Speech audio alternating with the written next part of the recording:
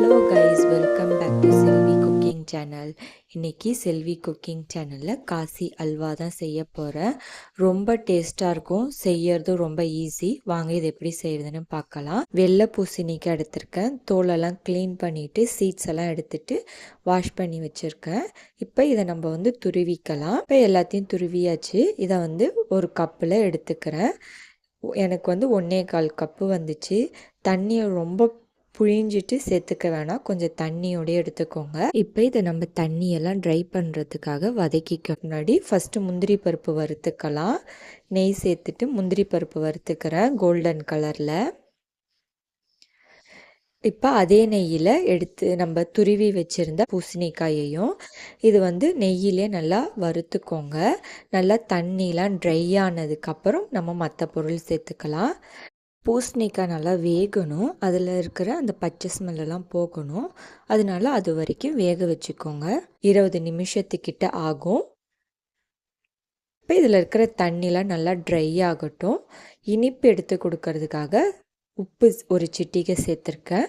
அதுக்கப்புறம் அளவெடுத்த அதே கப்பில் 1 கப் சர்க்கரை சேர்த்துருக்கேன். இனிப்பு உங்களுக்கு ஏற்றுக்கிட்ட மாதிரி சேர்த்துக்கோங்க.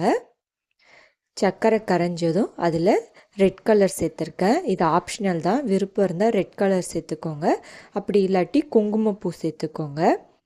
வாசனைக்காக ஏலக்காய் தூள் சேர்த்துருக்கேன். ஏலக்காய் தூள் சேர்த்துட்டு 1 டேபிள் ஸ்பூன் நெய் சேர்த்துட்டு நல்லா மிக்ஸ் பண்ணி விடுங்க.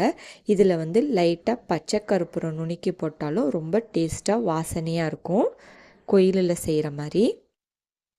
இப்போ சர்க்கரை நல்லா கரையட்டும், நல்லா கரைஞ்சி அல்வா பதத்துக்கு வரட்டும். இப்போ இதில் வறுத்து வச்ச முந்திரி பருப்பையும் சேர்த்துக்கிறேன்.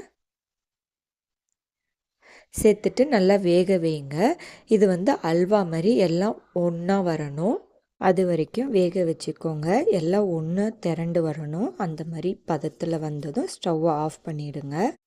நெய் அதிகமாக வேணும்னா அதுக்கேற்ற மாதிரி நெய் இன்னமும் சேர்த்துக்கோங்க. இப்போ நல்லா ரெடி ஆகிடுச்சு. இதை ஒரு பவுலில் எடுத்து சர்வ் பண்ணணும். ட்ரை பண்ணி பாருங்கள், ரொம்ப டேஸ்ட்டாக இருக்கும். இந்த வீடியோ பிடிச்சிருந்தால் லைக் பண்ணுங்கள், ஷேர் பண்ணுங்கள், சப்ஸ்கிரைப் பண்ணுங்கள். நோட்டிஃபிகேஷன் வரணுன்னா பெல் ஐக்கானை கிளிக் பண்ணுங்கள். தேங்க்யூ.